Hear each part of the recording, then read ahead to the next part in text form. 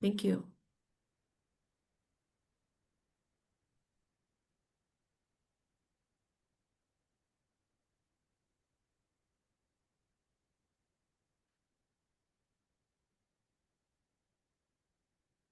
All right, Deb, please admit everyone in the waiting room and then we'll begin.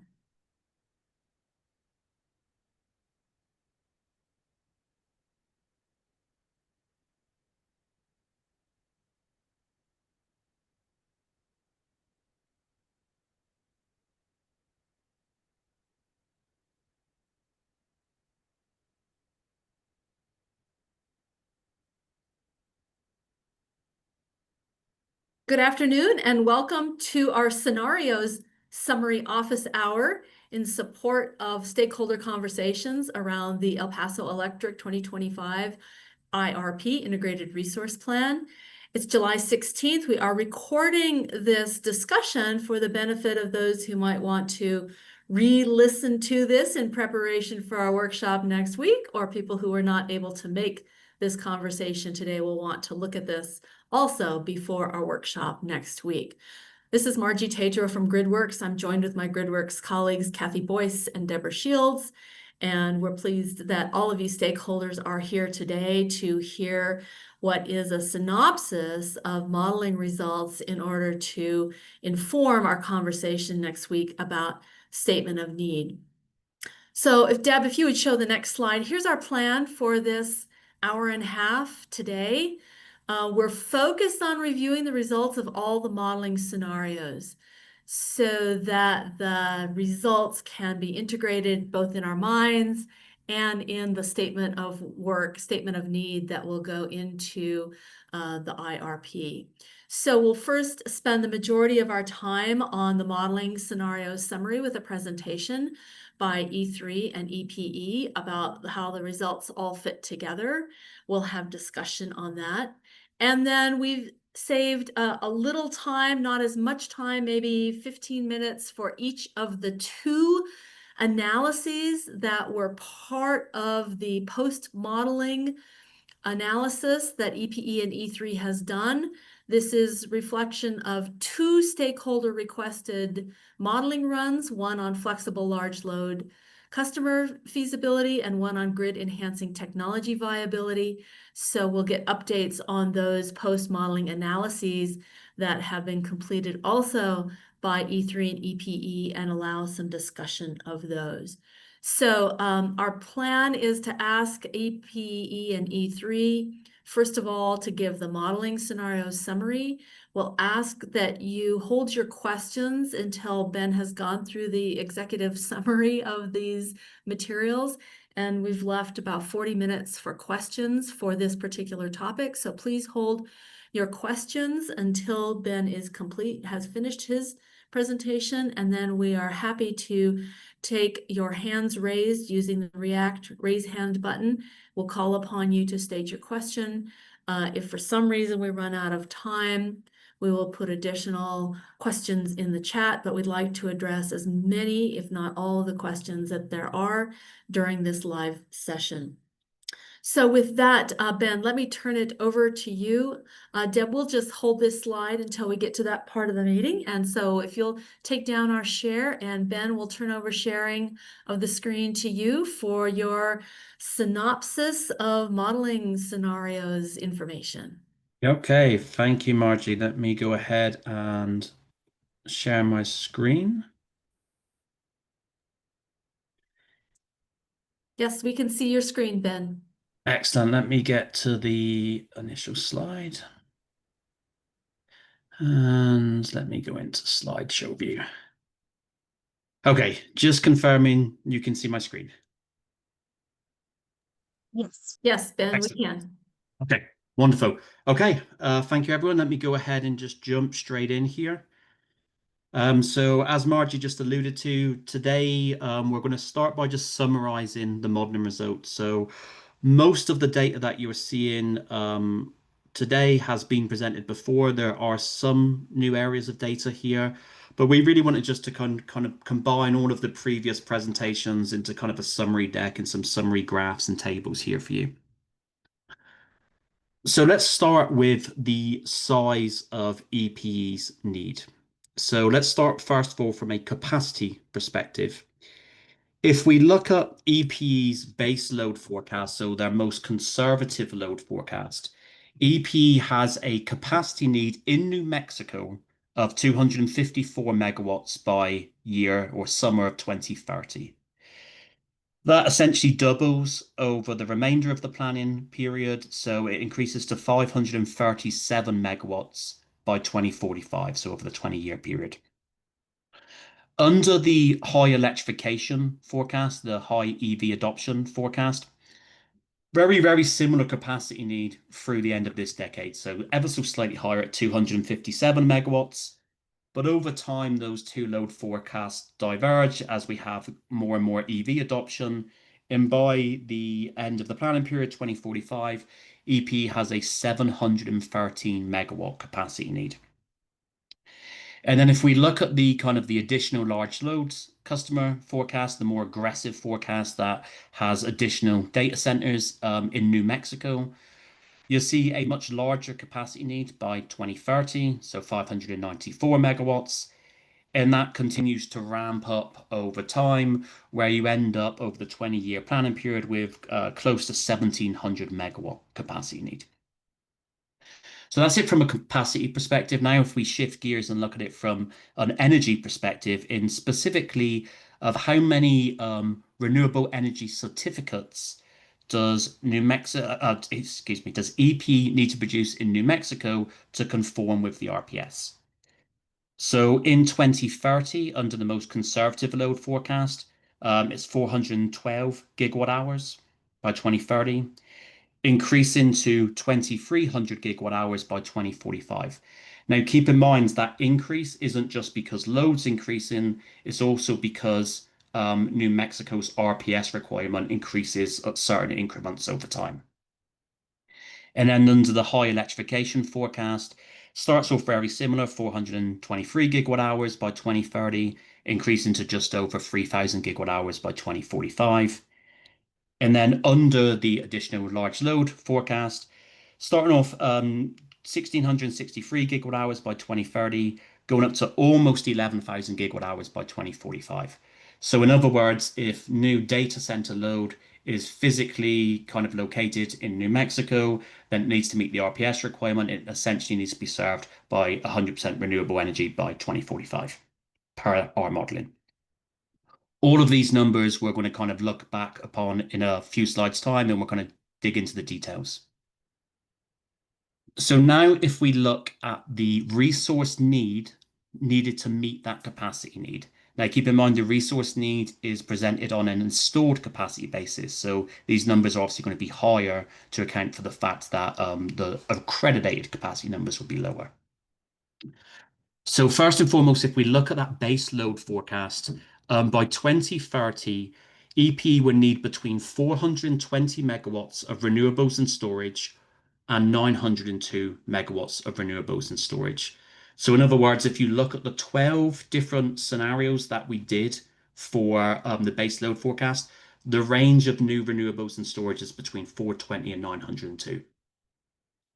Over time, that's going to increase, obviously, as the capacity need increases, as the RPS need increases, going up to about 1,200 megawatts to 2,100 megawatts by 2045. Under the high electrification forecast, the numbers are pretty similar at the beginning because those capacity needs are very similar. And then over time, you need more resources to meet that higher EV adoption. By 2045, you need approximately 650 megawatts of additional nameplate capacity under the least cost plus REA scenario. And then obviously the kind of the bigger issue here, the large load forecast. By 2030, you need close to additional 2,000 megawatts of utility scale renewables and storage, increasing to nearly 7,000 megawatts through 2045 of again utility scale renewables and storage under the least cost case. We have, been pretty consistent in the messaging here. Overbuilding solar and 4-hour utility scale resources can oftentimes be costly. So we've also looked at scenarios in which we have alternative solutions to supply side resources. They include demand side alternatives, distributed energy resources, demand response, rate impacts like time of use rate programs. In those programs, are obviously subject to customer participation and program costs. We've also looked at increased market capability with the Southwest Power Pool, so rebuilding the Eddy County HVDC tie.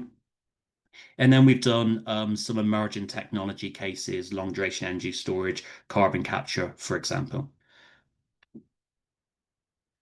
Earlier on, I gave you that range of resource build. Here it is in chart format. So the way to read this chart, if we start from kind of left to right here, you'll see those 5-year increments that we've constantly provided, 2030 through 2045.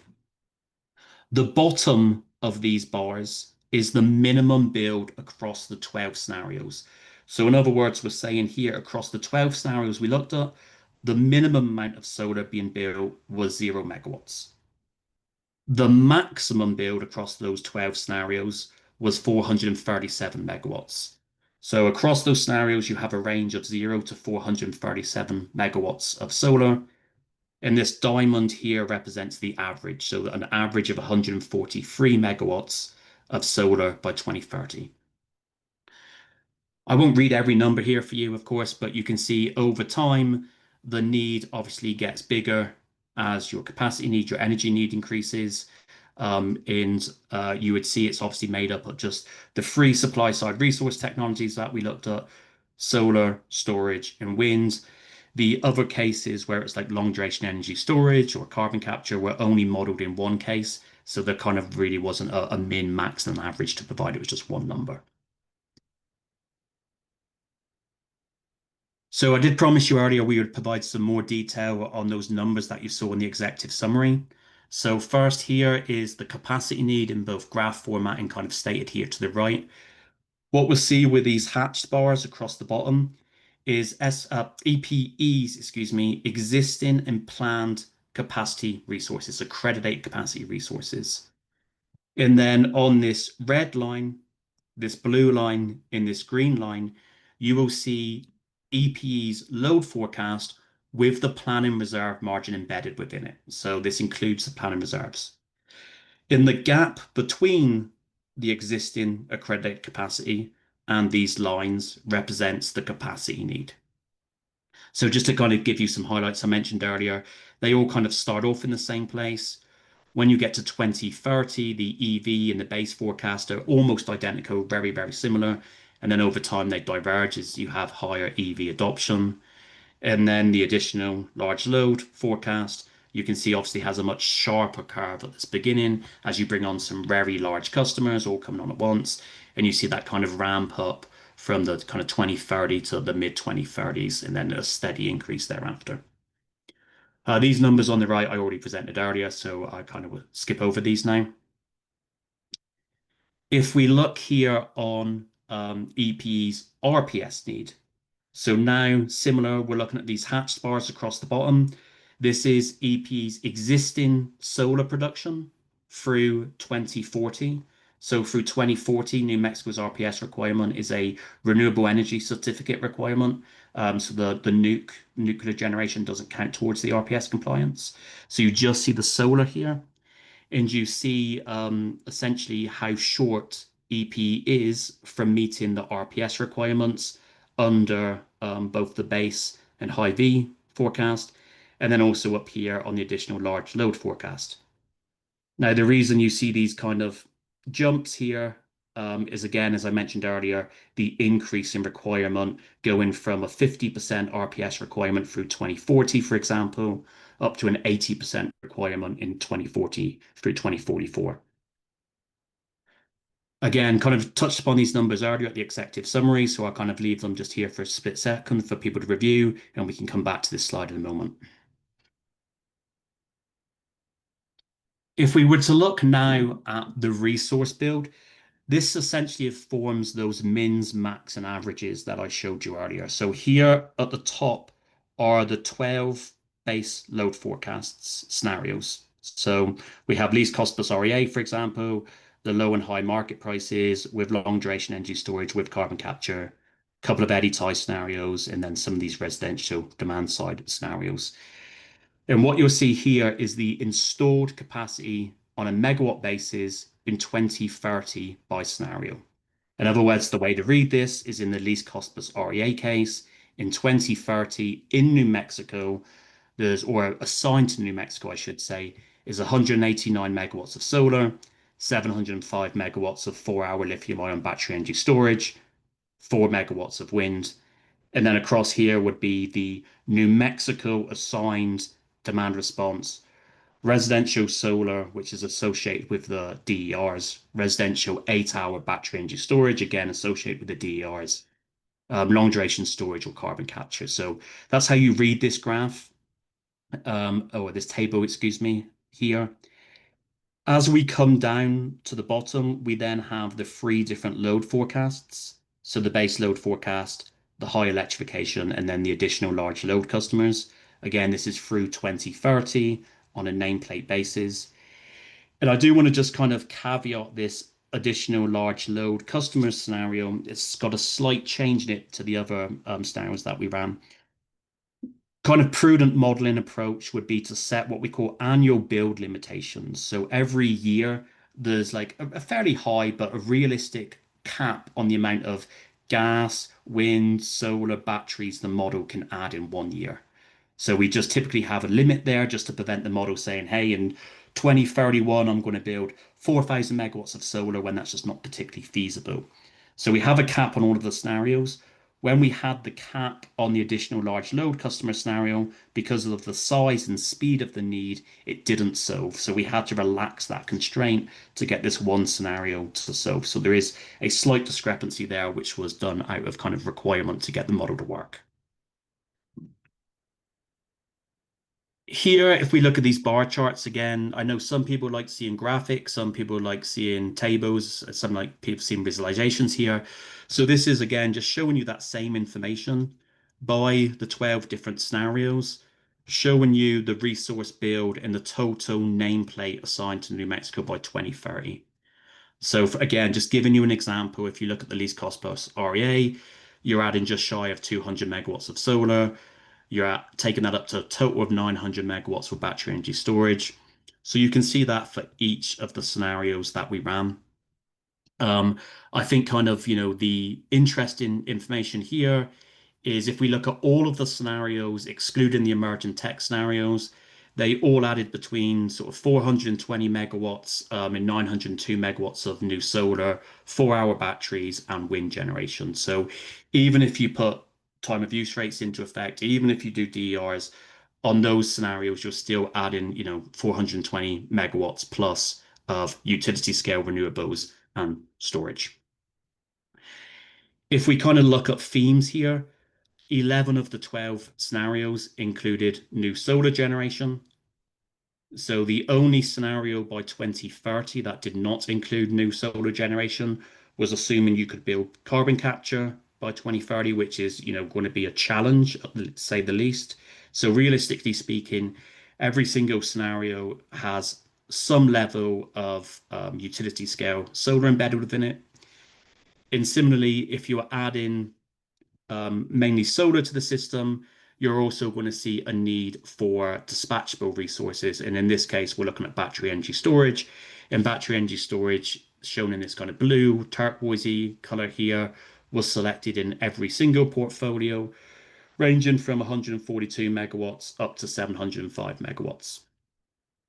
And then wind is only selected in pretty minor quantities in a couple of here, if you can see my cursor, and in some cases not at all. So the summary coming away from this, obviously we can, get into the details on what's the right number or what's a closer number, but realistically speaking, like the key takeaway is across all of the scenarios we looked at, EP will need to build solar, storage, and potentially some wind if it comes in a little bit cheaper than we modeled or more advantageous than we modeled to meet that capacity need, to meet that RPS need.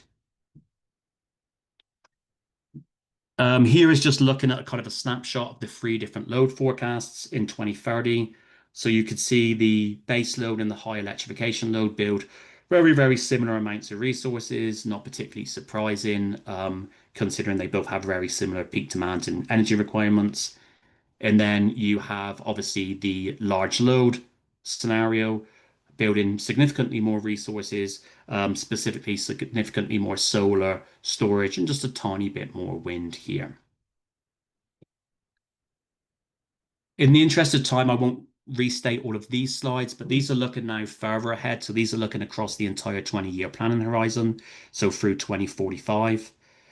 So again, here you will see across the 12 scenarios, significant amounts of solar, significant amount of storage, a little bit more wind coming into the mix, but certainly kind of being dwarfed by the amount of solar and storage being added to the system.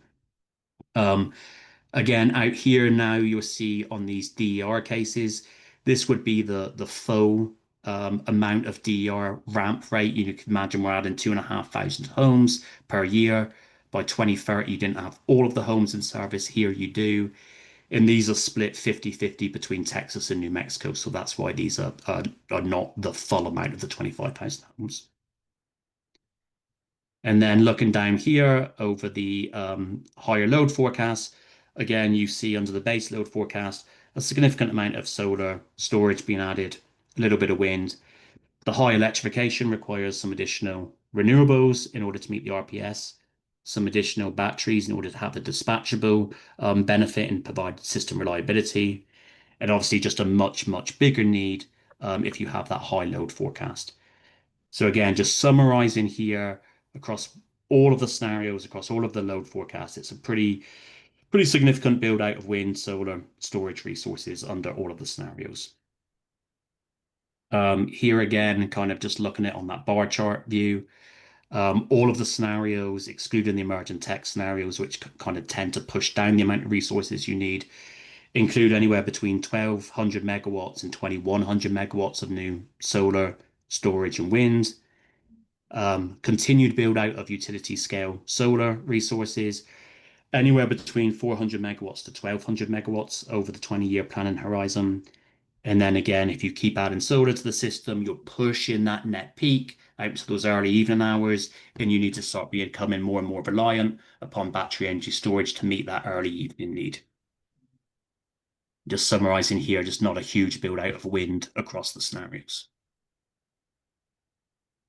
Nothing really much to say here other than if you look at the different load forecast now, because over the 20-year planning horizon, it does diverge. You see more resources under the EV case and obviously significantly more resources under the additional large load. Again, all solar storage, a little bit of wind.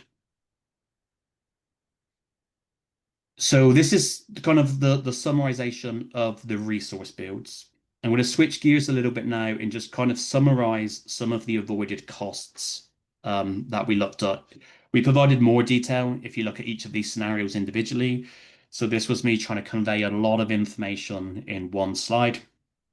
If we look here on this graph, what you'll see here is this kind of horizontal axis here, the zero line represents the least cost plus REA. So that would be a zero cost. That's the baseline.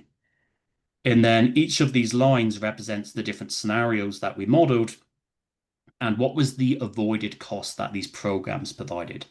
Now, keep in mind, these programs do not include, or these scenarios, excuse me, do not include the cost of implementing the program.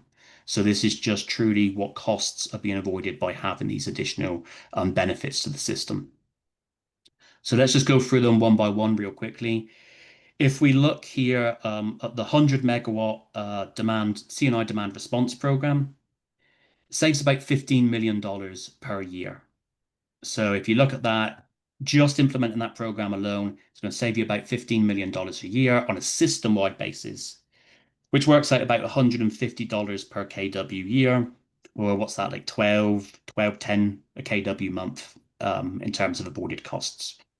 May I just ask a quick question here? What system costs are avoided? Can you list them? I can't list the exact cost per se right now, but what I can do is say where you're avoiding costs right now is if you start looking at this least cost plus REA case here, for example, and you compare the build out to the CNI DR case you would see you're avoiding 50 megawatts of nameplate solar, and you're avoiding, 36, 41 megawatts of batteries. So Steve, we're gonna hold questions till Ben's finished this part of the presentation. And I think he's only got a couple more slides on costs. Well, so Ben, could you maybe wrap up and then we can get to the rest of the questions? okay, Thanks, Steve. okay. Okay, so if you then look at the just the DER enabled homes, so this is not the combined scenario which we've presented of DER and time of use. This is just isolating the DER enabled homes.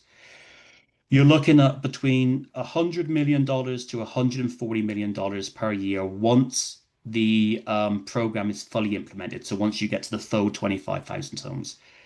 So if you look at that and you kind of base it on 20 kilowatts per home, you're looking at somewhere between $200 a kW year to $280 per kW year of avoided costs by having those DR enabled homes. On the time of use rates, again, isolating time of use rates, not including the DR enabled homes, you initially see about $50 million of savings in the first few years of having this time of use rates program system-wide, Texas and New Mexico, assuming you can push about 200 megawatts of peak demand into the evening hours. You save about 50 million. Those savings decrease over time. And those savings decrease when you get to the mid 30s and in the 40s because essentially you're shifting the load into the hours where there's less generation. So at the moment, you have X amount of solar. Over time, you continue to add more and more solar to the system. You're pushing the net peak out into later in the evening. And that's when you're also pushing load with time of use rate. So it still continues to have value in savings in the 30s to 40s. But just because EPE are already having to build solar resources to meet the RPS, you're kind of like pushing them out of the hours where you start having excess solar generation. And then we also see like a synergistic benefit of DERs and time of use rates, so having the two combined. So if you were to just simply add up the savings of the DER enabled homes to the savings of the time of use rates, when you actually combine those programs, we've seen on average about 18% higher avoided costs. In other words, those two programs were complementary to one another. And then finally, just to wrap up on this slide here, as we've talked about previously, we did the eddy tie with a more conservative estimate where you could count on 70 megawatts of accredited capacity across the HVDC tie. That provided about $50 million of savings per year or $260 per kW year. And then we did a more aggressive assumption where you assumed you had the full 200 megawatts of accredited capacity. And obviously that provided more value of $75 million of savings a year or $375 per kW year. I think that's probably what I would consider to be bookend analyses, where you have kind of a low end estimate and high end estimate. And in truth, it's probably somewhere in between those 2 points. Just to wrap up these last couple of slides here, looking at the emerging technologies, again, just to recap on what we've seen previously, at the moment, both the long duration energy storage and the carbon capture were more expensive solutions. So we forced in 200 megawatts, in 2030. You'll see the annual costs were higher. However, I just want to point out that, if these costs of these technologies decline over time, or even kind of in the short term, then, they potentially could be viable solutions, certainly as you're looking at trying to fulfill that 2045 longer term need. And then I think final slide here from me on this section. We also did a low and market gas price sensitivity. Obviously, if you evaluate higher natural gas prices and higher market prices, you have an increase in costs to customers. Likewise, if you have lower natural gas, lower market price forecast, you have cost reductions to customers.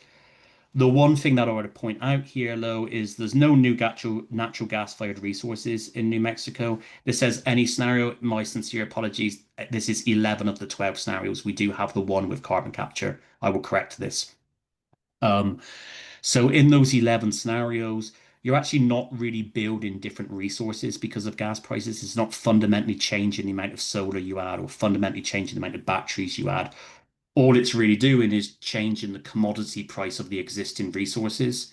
So your existing gas is more expensive, or your existing gas is more cheaper, or buying from the market is more expensive or cheaper. And that's really driving almost all of these cost increases or cost savings. It really doesn't impact the resource build through 2045. So I'll just stop there. The one thing I will say, which we did not, unfortunately, we were hoping to present today, was to give a graph that showed the carbon emissions by scenario. We had what we thought was the modeling done for that. Unfortunately, the kind of like the default output of the model is just carbon emissions that come from EPE's generation. And what we felt would be a more realistic representation is assigning essentially a carbon intensity to market purchases and market sales. So it doesn't look like all of that kind of interaction with other people is completely carbon free. So we're kind of just having to manually adjust those numbers to take into account purchases and sales. We'll have that done, no doubt, by next week. So in the in-person meeting, we can supplement this deck with just an additional carbon slide. So Margie, I'll pause there and see if we have any questions. Great. Thank you, Ben. So please raise your hand if you have questions and we'll call on you. Steve, we'll go back to you first since you had a question on the avoided costs. Did you want a follow-up on that? Let you go first. Okay, can you hear me? Yes. Okay, terrific. So what I was really after when I was asking the question on what's included in the cost savings for when you do demand side management, do you include potential savings in transmission and distribution investment and perhaps even operating costs as part of that? Yeah, so let me take the easy one first, Steve. So operating costs, yes, but they're almost nothing. So essentially, if you have demand response, there will be, whatever the parameters was, a number of calls per year where you essentially just don't serve that load. So there are fuel savings, for example, embedded within those operational savings of not having to serve that load. But in the grand scheme of things, that is very, very, very minimal. Where really the savings are probably 97 to 99% driven by is in voided investment. So you have to build less storage, less solar, potentially less wind, because now you have a flatter peak. There's a certain bit of peak you don't need to provide some resources to. Those resources have embedded transmission interconnection costs. So it's avoided generation, avoided transmission network upgrade costs that are associated with that resource. We do not have distribution costs represented within this model. So if you could argue that by having demand or demand response for a period of time avoids distribution, which would be a little bit more challenging, there could be some additional benefits. Okay, thank you. Great. Thank you, Steve. It looks like Anastasia, you've got your hand up next. Please go ahead. Hi there. Did I get my, thank you. Hi, Ben. I probably have asked this question before, but going back to slide 8 and thereafter, actually I have two questions. One that I don't think I've asked before and one that I have. 8, oh, it's not 8. It's the one with the colored bars. Maybe it's the next one. This one? Yeah. So why is the wind just such a tiny, this is the repeat question. Can't wrap my head around it. Why does the wind come out just so tiny given the, all the supposed um, benefits of having a combination of wind and solar? I just have not been able to, and this is an intuitive, this is not a numerical question. This is sort of an intuitive one. Can Yeah. you help me with that?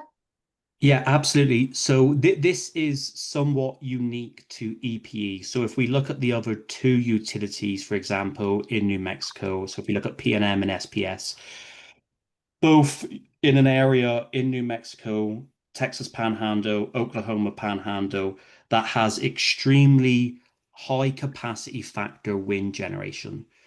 And by that, we mean the capacity factor is about 50+% for resources that are kind of close to those other two utility service territory. So for every, $1 million of investment in wind generation, it produces X amount of megawatt hours out the back end, right? So it becomes cheaper on a dollar per megawatt hour basis. When you start getting closer down to the US-Mexico border, you have less access to good wind generation. So the capacity factor down by EPE service territory is closer to 40%. So you have a much lower capacity factor, but still the same construction cost, right? So it still costs about the same to build the wind, but you get less energy out of it on the back end, which makes it more expensive per dollar per megawatt hour.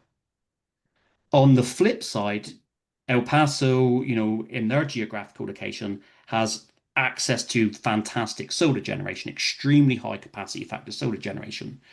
So now the cost of solar is X amount, and you're getting a reasonably relatively high output out, which brings the cost per megawatt hour down for solar. So if you kind of look at industry average, you would expect to see maybe less solar being added, more wind being added.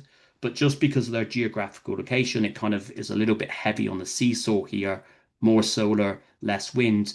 Now, if you built significant transmission extension cords or gen tie lines that came up into that part of New Mexico, you may see more wind, but we did model higher capacity factor wind with higher transmission costs to bring it into El Paso, and it still selected the solar resources. Oh, well, that's probably, that last sentence is probably the real answer to my question. The other question is on these figures, maybe is slide, maybe go back to slide 8. Or generally, are all the demand response resources, keep hearing you say on a company-wide basis. I'm just wondering whether any differentiation has been made for the fact that DER is sort of more of a regulatory structure than, as much of a regulatory construct as a physical construction, and whether you've given any thought to differentiating or more aggressively doing DER in the New Mexico territory. Yeah, we certainly did make that consideration. So if we go back to those 80-20 splits, 80% Texas, 20% New Mexico, when we looked at these demand side solutions, these are actually split 50-50. So we put 50% in Texas, 50% in New Mexico, understanding regulatory policy environment in New Mexico is more aggressive towards DER solutions. Yeah. Well, thank you. I'm glad I asked that question, because if it was expressed previously, I missed it. And that helps a great deal. Thanks. Thank you. Great. Absolutely. Thanks, Anastasia. Cynthia, I think you're next. Please go ahead. I have, I think, about 4 questions, and we can go through them quickly. Ben, on slide 3, the 254 megawatt resource need, New Mexico 2030. Do you have a breakout of that by native loads and then the large loads? When you say large loads, can you just be a little bit more The new specific there, data Cynthia? center loads. No, so all we have in that base load forecast, and please don't hold me on the exact terms here, but under that base load forecast was the load that EP essentially either has signed contracts for or is extremely confident is going to show up, but I don't have that breakout, no. Okay, all right. And then go to slide 8. And then when we look at starting with say the eddy tie down through social cost of carbon, so we can calculate the incremental effect by doing some subtraction here, right?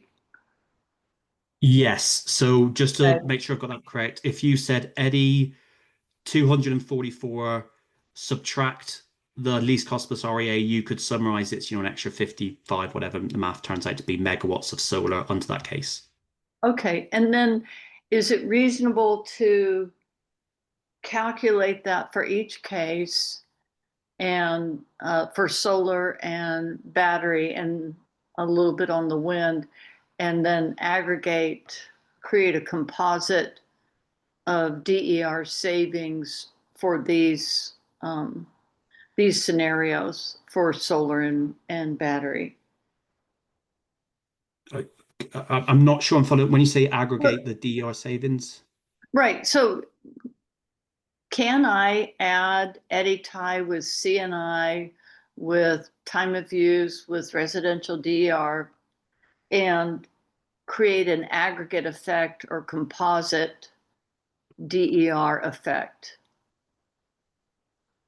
No, I would probably advise against doing that, if I'm honest. Okay. Okay.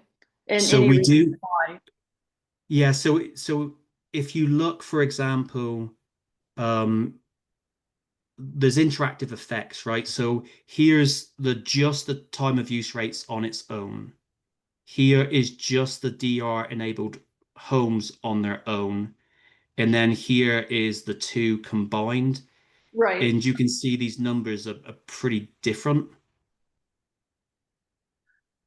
So I Right. wouldn't advise to just like adding or subtracting here. I think you would Well, want to.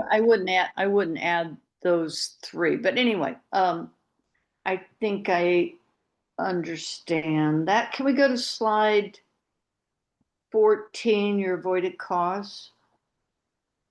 Yep. Can we go to the one that has it in the table? Did you have one in or just this one? Okay, so Just this one. here as well, you would not, I could add the CNI DR, the DER homes, and time of use rates, and one of the eddies, right? And get an aggregate or a composite avoided cost. It would put you in the ballpark. Okay. Um, but there would be, if you were to run those scenarios together, Eddie may be just as an example, right? Eddie may be providing some of the benefits that are being captured in a CNI demand response case, right? So you may be like double counting the benefits. So I don't think you're going to be like a million miles off, but I don't think you can just add them together and be like, okay, that's definitely the number. Okay.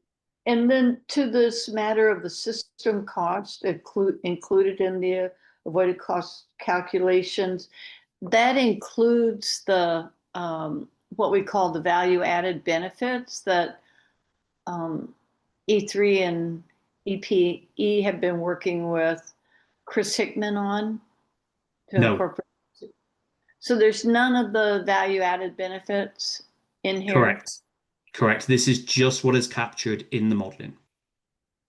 But I thought or not we, I thought you had adjusted the Fluxus model to include value added benefits. We adjusted the model to capture benefits that could be captured within the model. So, for example, we grossed up all of the solar profiles to account for transmission and distribution losses.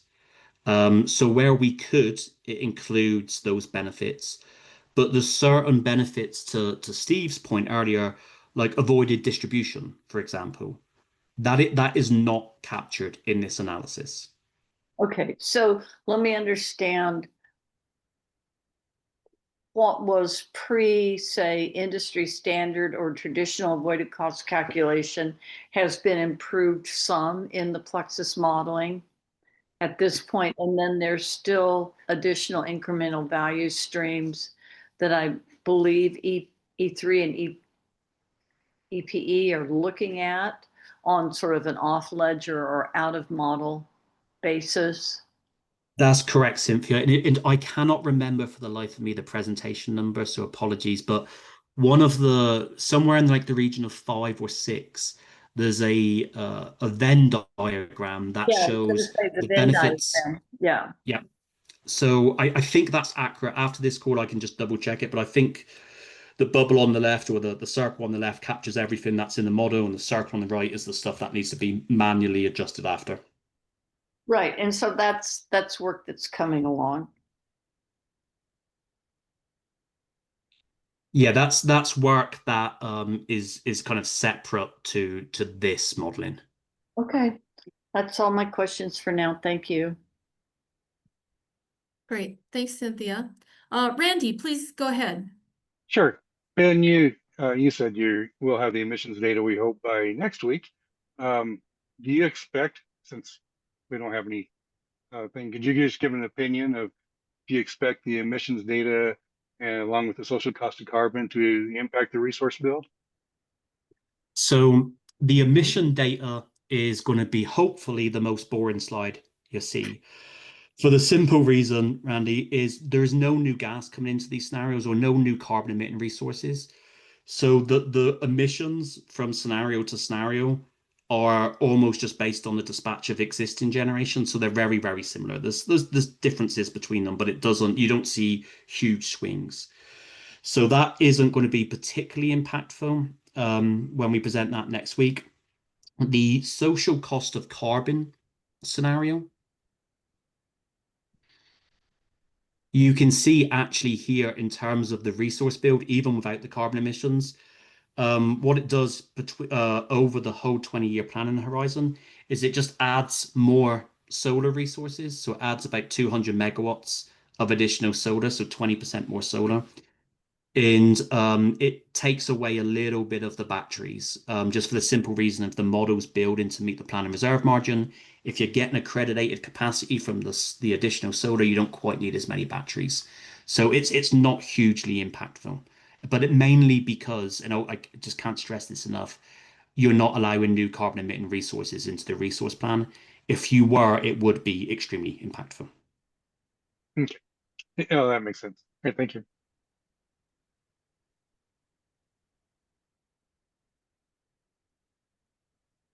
Thank you, Randy. Other questions about this analysis? We realize you haven't had a chance to look at this in advance of today, but we're hoping you can ask questions today and study it in anticipation of our conversation about statement of need on next week. But Dawn, you have your hand up. Please go ahead. Yeah, I have just a quick question. As we look at this, I understand we're modeling now for what we know now and the data we have now. But just as we imagine the future, it seems to me, I'm just wondering where the most powerful change could occur. And I'm guessing it might be on batteries, where that seems to be a technology that's not fully mature yet. And if batteries became much less costly and lasted a much longer time, what difference would that make on scenarios moving forward? And where would you see the changes occurring? Yeah, fantastic question. Don, I've been filing IRPs in New Mexico since 2015. And if you go back and look at Excel's IRP that I wrote in 2015, the one in 2018, the one in 2021, every 3 years, the expansion plan has been extremely different. The resource build has been completely different. So in 2015, it was all gas. It was all combined cycles, all CTs. By 2018, the federal government had released tax incentives, PTCs and ITCs for renewables, and all of a sudden it become all renewables. So I would just say there is 1,000,001 things that could impact the portfolio. This is why you need to be filing IRPs frequently. Obviously, the reconciliation bill can change this portfolio pretty significantly. We're going to do a scenario before next week's meeting where we don't have PTCs and ITCs, see how it changes. But in terms of the point that you raised in emerging technologies, the kind of the unicorn that everyone's looking out for is a carbon-free dispatchable technology, right? That's the kind of like the golden child that everyone's looking for. At the moment, we're looking at 4-hour batteries, but really what we need is longer duration batteries if storage is the approach. Long duration energy storage, if that becomes cost effective, would see the amount of batteries that you need to reliably to maintain system dramatically decrease. So I think you hit the nail on the head. Long duration energy storage is one. Whether you start seeing SMRs, so kind of small modular nuclear reactors, come in at some point in the 30s, could revolutionize this. I would just say it's likely to change 3 years from now, 6 years from now, 9 years from now, etc. Yeah, thank you very much. Thanks, Don. I see, Phil, your hand is up, and please go ahead, Phil. Yeah, hey, can you go to slide 7 for a second? I had a clarifying question. So you've got big jumps in the years when the REI or REA requirement changes, like in 2040 or 2045. My recollection was that there was language in the legislation requiring a consistent growth towards those limits. In other words, I thought that there were supposed to be a smooth growth towards the REA requirements as opposed to big jumps in those specific years. Well, Is my recollection off? well, just to clarify what was showing here in the chart. So the rule itself has, all right, hopefully I get this right, Judy, please correct me if I'm wrong. By 2030, you need to be up 50% of New Mexico retail sales need to be coming from renewable resources. In 2040, the rule jumps up to 80% of New Mexico retail sales served by renewable resources. And then in 2045, it becomes 100% carbon free. So that is the requirements by law in terms of what the utility has to meet. And then there's additional language that shows that utilities, and I can't remember, but to your point, like must demonstrate consistent progress towards meeting these rules. So if we were to actually see the resources that EPE are adding per year, they would be at least meeting these requirements and showing additional resources coming on year to kind of meet or show consistent process towards that. Okay, thank you. And you just didn't depict that consistent growth as a need on this graph. Correct, yes, because that isn't defined per se of what Okay. that actually means. Like the requirement itself is 50% to 80%, and then there's like that kind of that more vague language below. Okay, thank you. Thank you, Phil. I'm gonna call a couple of folks we haven't heard from today to see if they might have questions about what the summary includes today. I wonder if Chris Hickman or Kyle Smith, do you have any questions about the material yet presented here today? I want to give you both an opportunity. Of course, anybody else who has a question, but Chris and Kyle, haven't heard from you today and wanted to give you an opportunity should you wish to ask anything. Chris here, all good. Okay, thanks, Chris. And this is Kyle Smith. I also am just getting information, have no questions today. Okay, great. Thanks, Kyle. Just want to make sure you had an opportunity here. Ryan Brown, I see you're also on. Ryan, is there anything you have questions about? Hi. I might have missed it. I think maybe it was a couple weeks ago, but when did 8-hour battery storage come into play? And is that being modeled on grid scale, or is that just like for this, I guess, demand response scenario? that technology would exist for homes, or is it doubling up 4-hour batteries, or I, Yeah, that makes sense. So Ryan, just to answer that question, for the utility scale, the model was given the option of both 4 and 8-hour batteries. The model selected 4-hour batteries.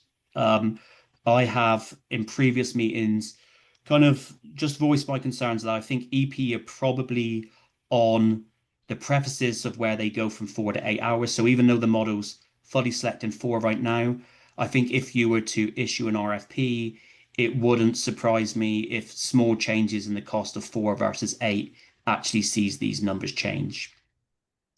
And then the reason we modeled 8-hour storage for the demand side solution was that was requested by stakeholders.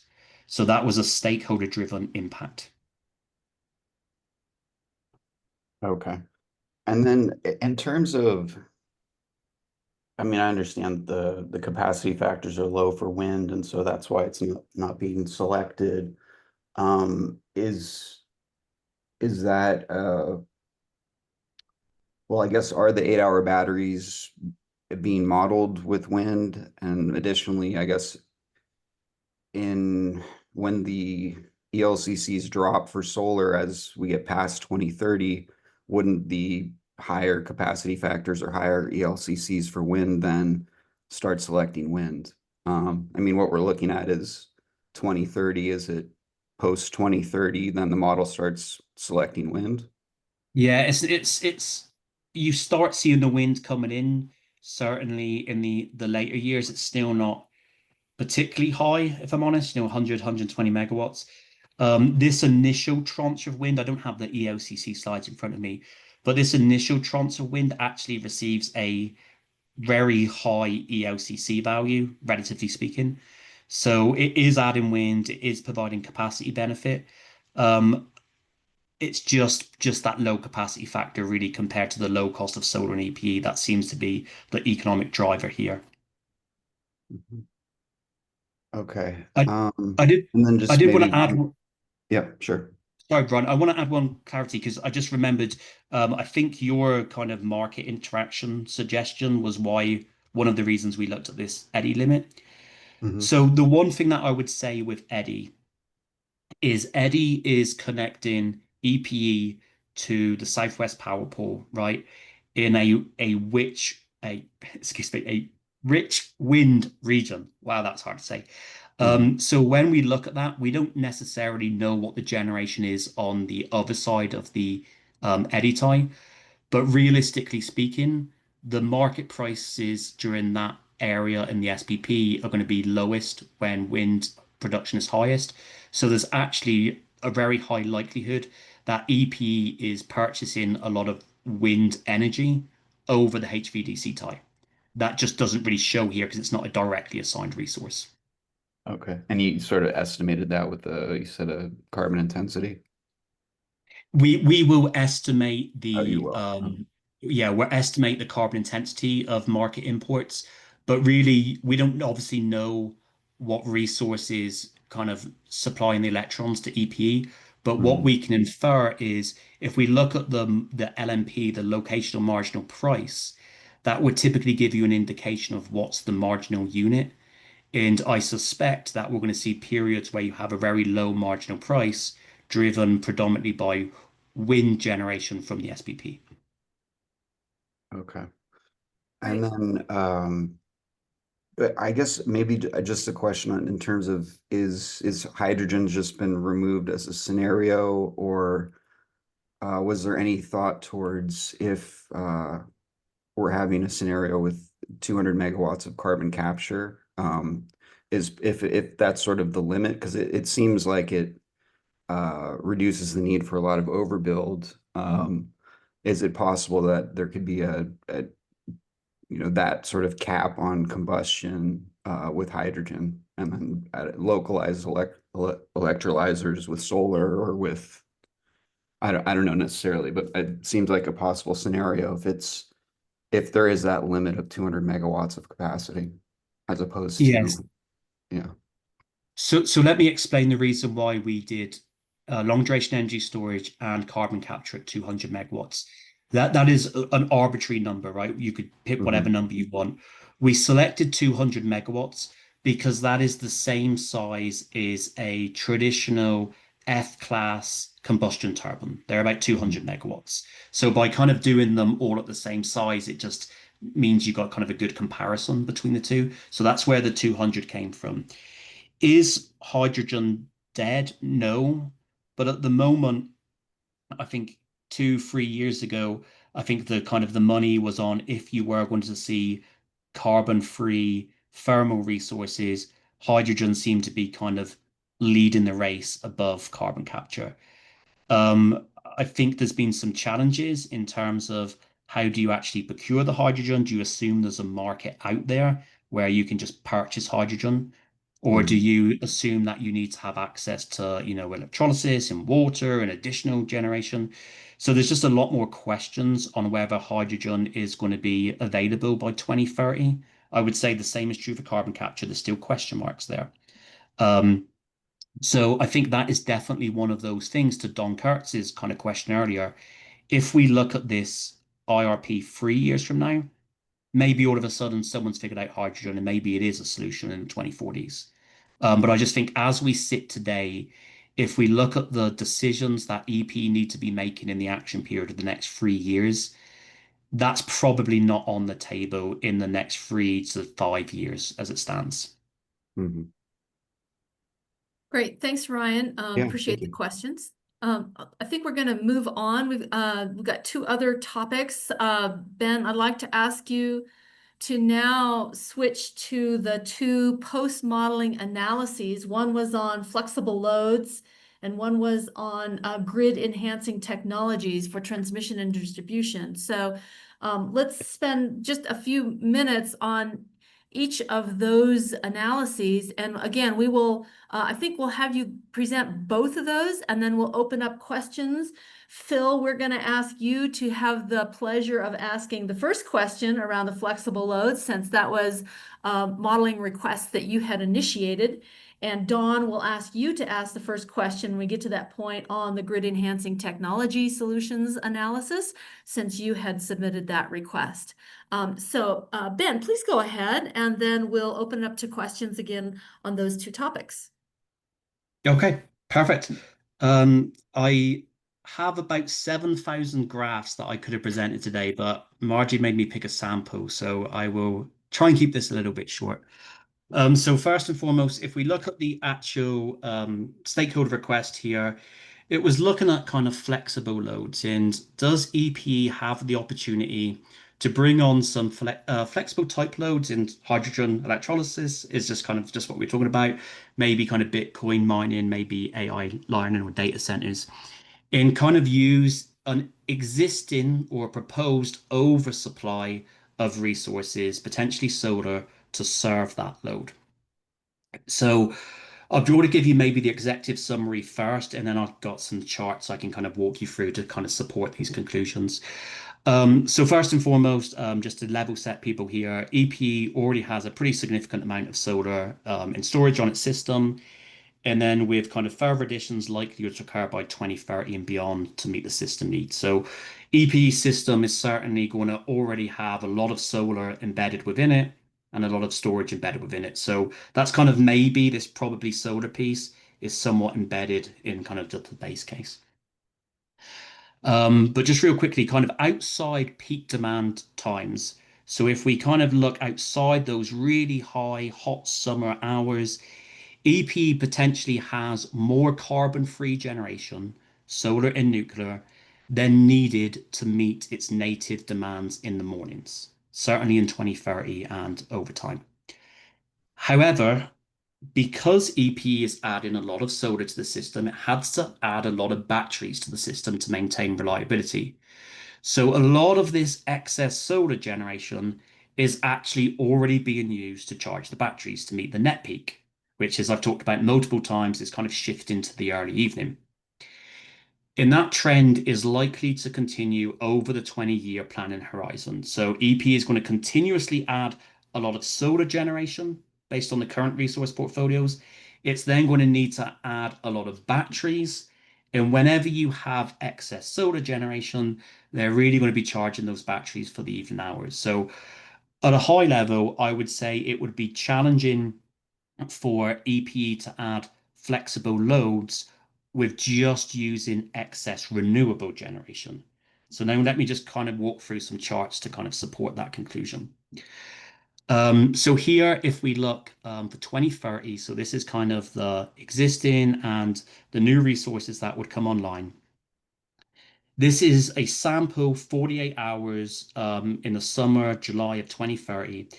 And what you'll see here, excuse me, is this black line, which turns kind of red, is EPE's peak demand, or their demand, excuse me, over a 48-hour period. The red line is EPE's adjusted demand to account for when batteries are charging. So whenever you see the red line above the black line, that's essentially when you're charging the batteries, right? And then if you look across here, across the bottom, you'll see EPE's Palo Verde, it's nuclear generation. That's what we consider base load generation. It runs essentially all year round. So that's kind of lowest in the dispatch stack. Then you see in this yellow, it's existing solar, it's existing planned solar. And then this orange here is the kind of the new solar added on. And then you'll see here when the batteries are discharging in that kind of early evening hours. This blue and this dark blue is EPE's maximum available gas generation. So if all of its gas generation was in service at the time, it wasn't in maintenance, how much gas generation could they provide? And if you just give me just 1 second, my sincere apologies, I am just going to stop the dogs barking. Just give me 1 second, apologies.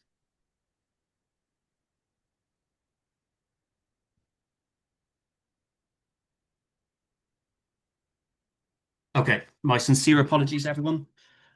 So if we just look here, you'll see the maximum amount of gas generation that's available. So what you'll see here is by 2030, EPE, even with the new resource additions, does not have enough carbon-free generation, i.e. nuclear plus solar, to meet its peak demand, or its demand here. So in other words, EPE in 2030 in the summer does not have enough net free or carbon free generation to meet demand. If we go to the next slide and we look at a different sample month, so we just look here at May, for example, what we see here is when you have lower demand, but still a relatively nice sunny month, lots of solar production, EPE does have excess solar generation. So you do have more solar generation than needed to meet load. Now, if you didn't have any storage on the system, this generation would either have to be curtailed or it would have to be kind of sold into a market elsewhere. Or you could look at bringing on the type of loads Mr. Simpson was looking at, kind of flexible loads where you can use this excess generation to meet those loads. However, because EPE need to add pretty significant amounts of batteries to the system to meet this kind of early evening need, you'll see then that this excess solar generation, this cheap renewables, is actually used to charge the batteries that then get discharged into the early evening. So this is kind of 2030.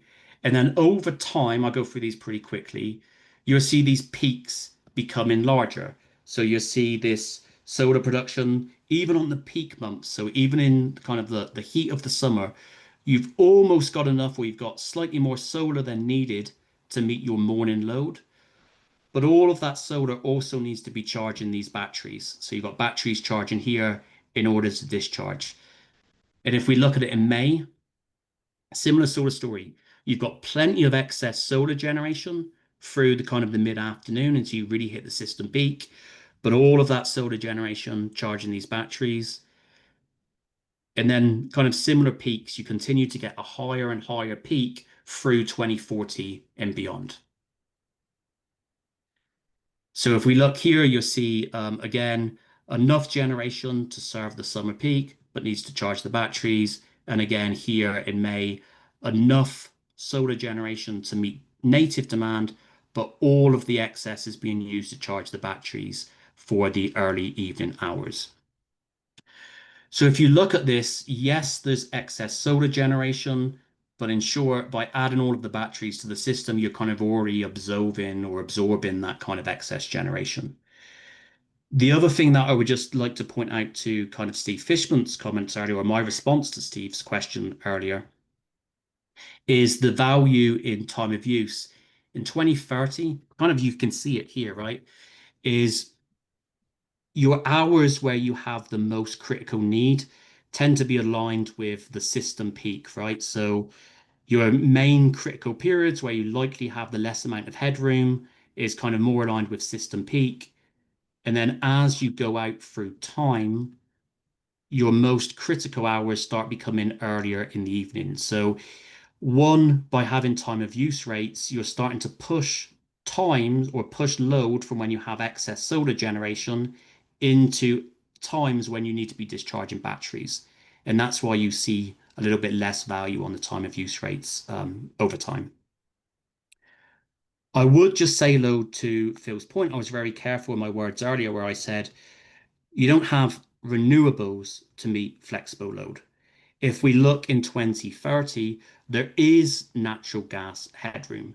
So if you were to be looking at adding load that, predominantly was 10 to 6 in the morning, for example, you would have, a lot of headroom here on the system. But to be very clear, it would be fulfilled with natural gas generation, not renewable generation. Ben, quick clarification in the chat on some of the other slides. What is the dark red? The dark red line or this kind of shaded area? I think the shaded area. Chris, correct me if I'm wrong, if that's not what you're asking. Shaded area. Thanks, Chris. So Chris, the lighter color is the existing batteries discharging. The darker color is the new batteries that are being added.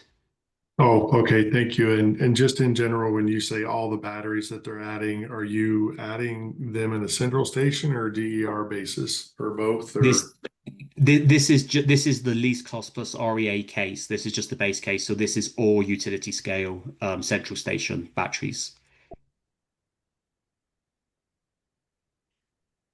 thank you. Great.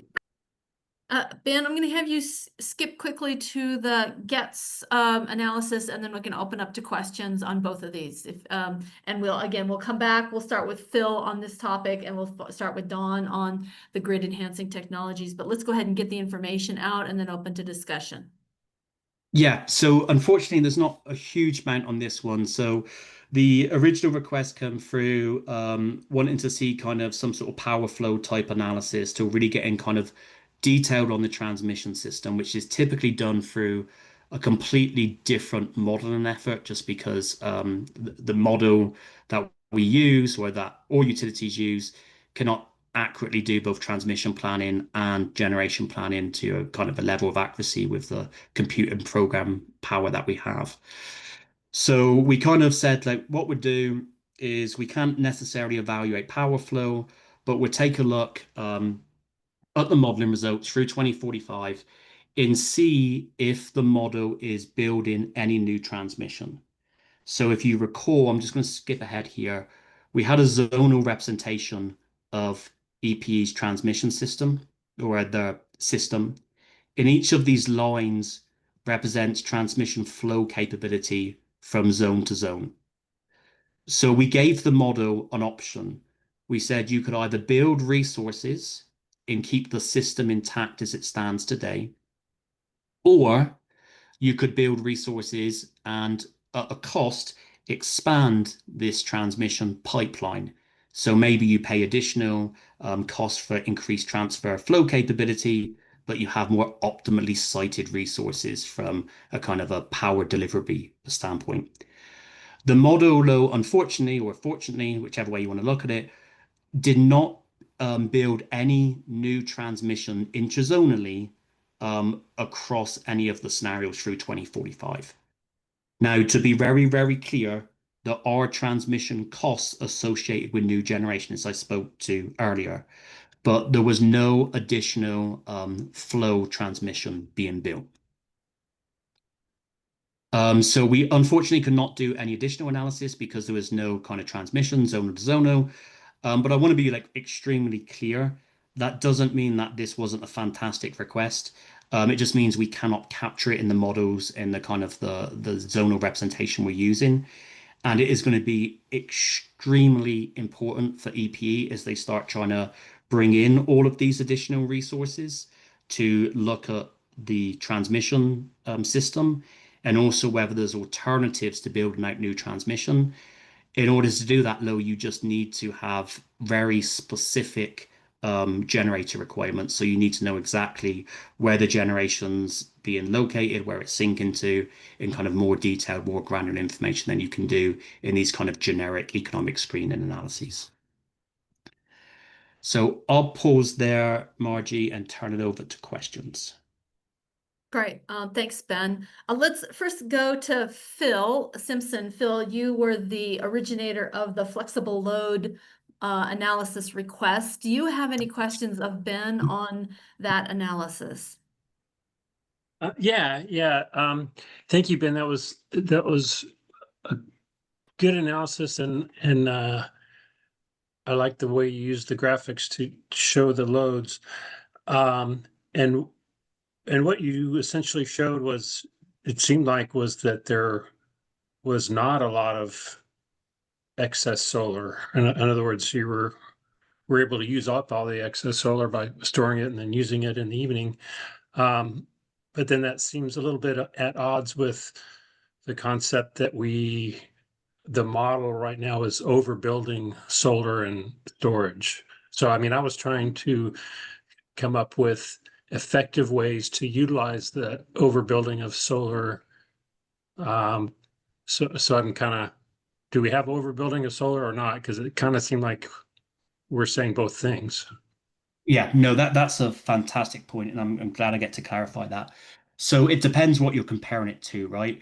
So are we overbuilding solar in storage to meet EP's demand when that's really the main supply side resources options that you have? And the answer is no, right? We're building just the right amount of solar, just the right amount of storage in order to reliably serve EP's system. Where we talk about the overbuild is if you just say, in order to meet EP's demand, you just have to build a lot of solar and a lot of storage to fulfill that kind of that unicorn technology that I was describing earlier, that clean dispatchable resource. If you had that long duration energy storage resource, as an example, you wouldn't have to build as many batteries to be able to also meet this same reliability metric. If you had a gas resource or a carbon capture resource or a hydrogen resource that could help fulfill some of this need, you wouldn't have to build as much solar, as much storage to meet these same reliability metrics. So it's not a case of overbuilding to meet the system reliability standards. It's just in comparison to alternative technologies.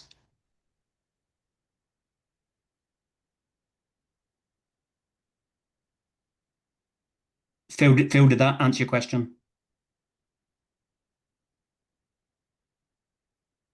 Phil, I see you're on mute. Phil, are you still there? I'm sorry. Yeah, you're right. I was muted. Okay. Yeah, that's good for now. I might think about that and ask a follow-up, but I need to think about that a little bit first. Thank you. Yeah, absolutely. Great. Before we get other questions then from anybody, let me go to, I know we're skipping around a bit, but let me go to Don Kurtz and ask, I see Steve, your hand's up, but let's go to Don first. And since he was the author, originator of the Grid Enhancing Technologies request, let me see if Don has any questions of Ben about that conclusion regarding no new transmissions being selected. So Don, over to you in case you have a question. Yeah, I do. It seems like, and for the first time now, we're moving into integrated system planning, right? So it's not a surprise to me that the model is having a hard time accommodating the questions that come up. But the utility will continue over the next years, turning in 440s, which are asking for new transmission to replace this transmission line, et cetera. And I want to get these grid enhancing technologies onto the playing field so that when they do that, they're actively investigating and seeking and finding out whether those would be helpful to build a less expensive transmission line or whatever. And many times there may not need to be a new transmission line if the grid enhancing technologies are doing their job of switching lines and things. So I would still, whatever the modeling says, I would still like to make it part of future DNA of the company that it always takes these into account as if it were modeling them with alternatives that currently exist. Whereas in the past, 440s are kind of just waved in the air and approved. And this would be I think this is what the integrated system planning was contemplating, was a much more rigorous process for both replacing old transmission and building new. So, Don, I'll let EP respond on kind of the DNA of the company component of that question. But I just want to make one thing absolutely clear, just so there's no kind of misunderstanding here. There will 100% be the need to rebuild, maintain, add new transmission for a number of reasons: reliability, improving kind of power flow, reducing congestion, whatever it may be. All I'm saying is, from a siting of generation perspective, it respected the existing topology of the system before it changed the topology. So I just want to make that very clear. I don't want anyone walking away from today saying, Ben said there'd be no transmission built for the next 25 years. That's absolutely not what I'm saying. But with that, I'll pass it over maybe to some of the El Paso folks to maybe address the other part of your question.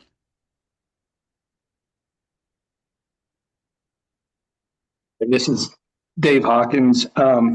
Just to follow up a little bit. So it's been stated there's various reasons that we would expand transmission, that we would upgrade transmission.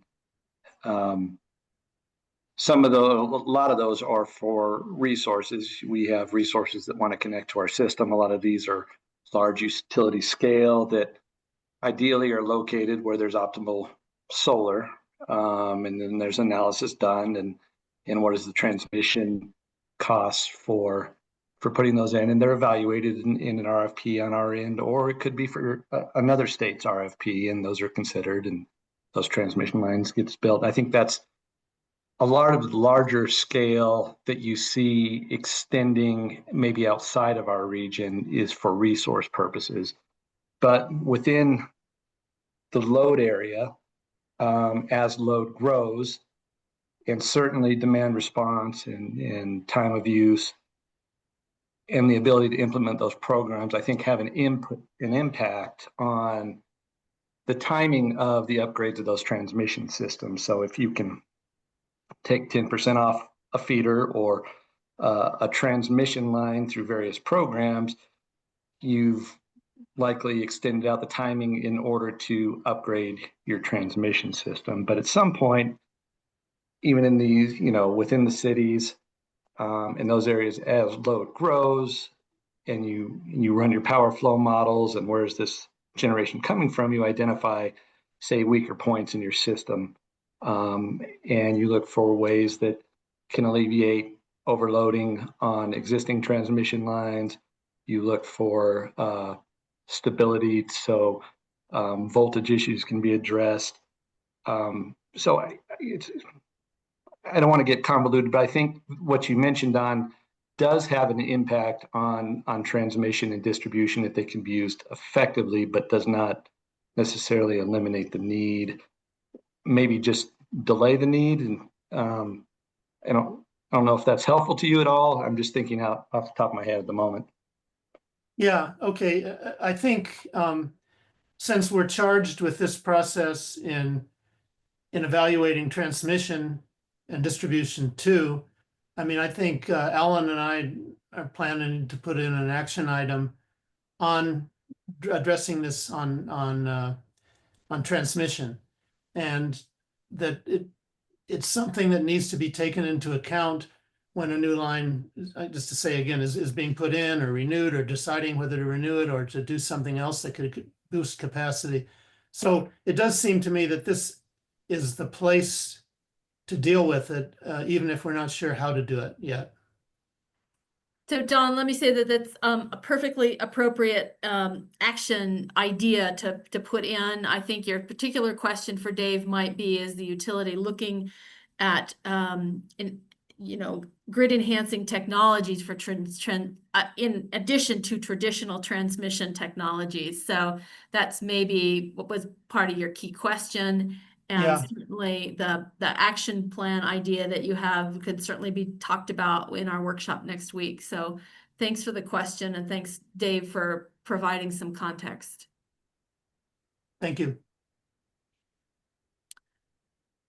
Great. I see, Steve, you've got your hand up. So Steve, please go ahead. Yeah, this follows on Don's question to some extent. I'll start first with the coming back to Ben's comments about batteries and time of use and how those resources interplay. And Ben, tell me if I'm conceptualizing this properly.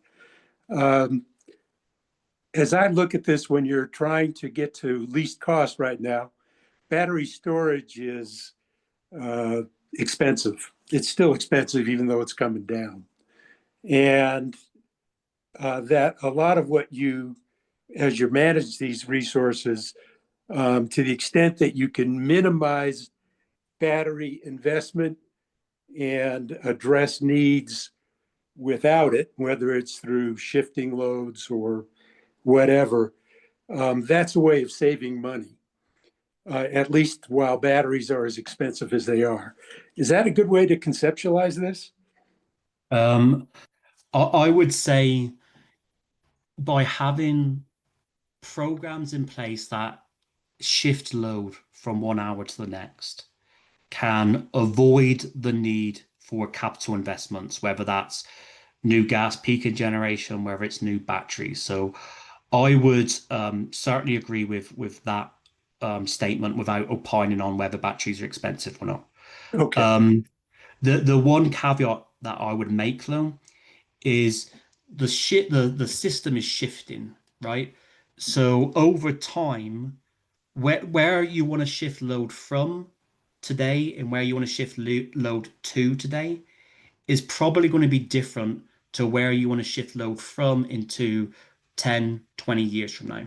Sure. So the old adage of like a fixed time of use rate where you say to customers, if you use your power between these hours versus these hours, we'll give you a different rate. That probably will continue to work for a period of time. But at some point in the future, it needs to be more dynamic, right? Where you can say, actually, today we've got a load of solar generation. So I don't mind you actually running your washing machine at 4 p.m.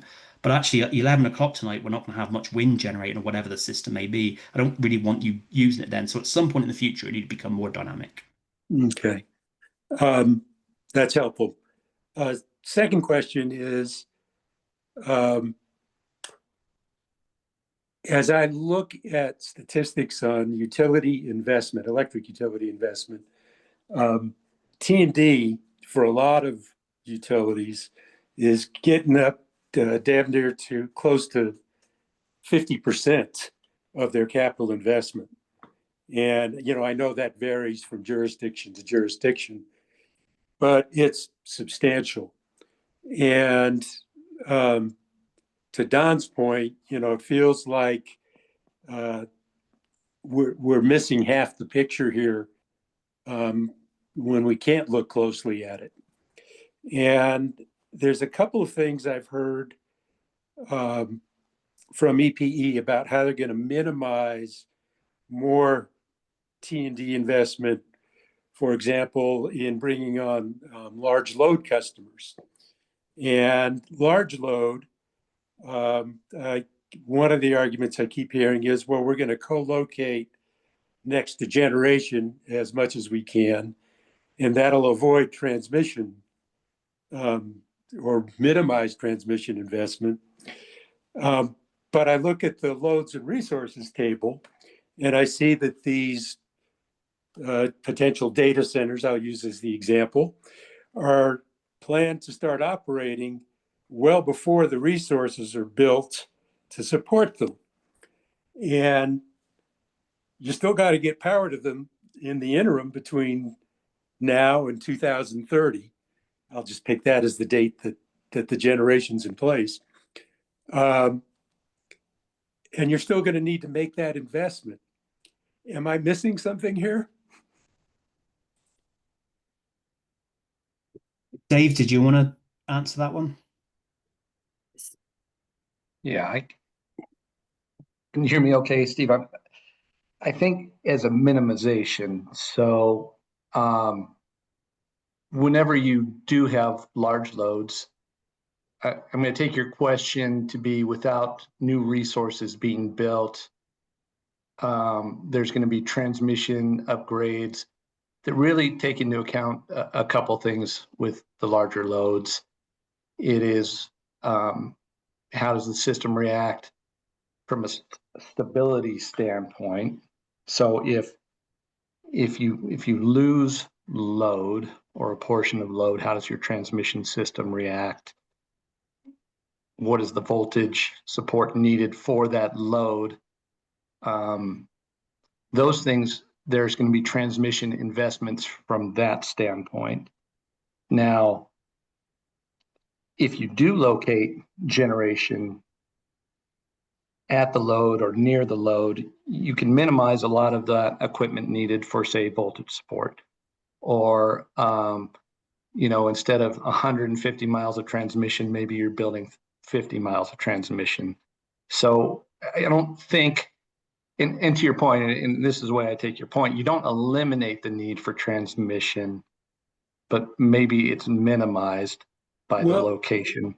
But I guess what's concerning me is this time difference, is that the load comes on in 2026, 2027, but the generation isn't built out till 2030 or 31. So in that 3 or 4 year interim time, you still have to somehow get the juice to the data center. Yeah. And aren't you going to need to build that transmission anyway? So Steve, what I'm hearing is, because we're out of time, let me try to bring this to a next step. I think what I'm hearing from you is something similar to what Anastasia was asking in a prior workshop. That is a clarity on what the utilities plan is for meeting load needs between now and 2030. And I believe that that is an action plan conversation that we can have next week at our workshop. Okay. So let me put a pause on that. So I just to emphasize for a little more clarity is that that's as much a transmission issue as it is a generation issue. I hear you. So the question is, how is utility going to meet that load? And you're saying it includes elements that could be both generation and expanded transmission. So. Okay, let's get back to that when we talk next week. Dawn, I see your hand is up, but we are out of time, and I want to honor people's schedules for today. So Dawn, could you please put your question in the chat so we can find an appropriate way to get back to you? I wanted to thank all the stakeholders for participating today in our conversation. And Deborah, if you could please show our last slide for today. We wanted to remind people of two things. First of all, we're collecting your ideas for action plan. They don't have to be fully formed, but getting that input from you so that we can use that as a basis for conversation at our next workshop next week is extremely helpful. We're asking for those by close of business tomorrow. We provided a worksheet, but you don't feel constrained by that, but we'd like to have that input. So we will be working with EPE over the next days in preparation for the workshop to bring ideas together, both from stakeholders and from the utility. So we need your input. And also we'd like to ask to be sure that you've RSVP'd for the workshop next week to Deborah Shields to let her know whether you're going to be participating in person in Las Cruces or via Zoom. This is very important for our arrangements for the workshop, both so that we accommodate Zoom participants as well as people in the room. She would like that RSVP by close of business on Friday. And then finally, you can anticipate seeing some information from Deborah this week, which would include any summary of action plan ideas we've collected, as well as a draft statement of need from the utility. And we're going to ask people to please take some time to look at that material and be prepared for the conversation during the workshop on the 24th. So those are just our next steps. We know it is a dash to the conclusion and the end. We know this is a very intense period, and we appreciate your attendance today to digest information from the modeling and to get ready for the statement of need and action plan conversations. So thank you for being here, and thank you to E3 and EPE for being available today to respond to questions. Again, this recording will be loaded on the GridWorks website, and these slides will be loaded very shortly, so that if you'd like to see them again and go through them, you're welcome to access those under workshop number 8 on the GridWorks website.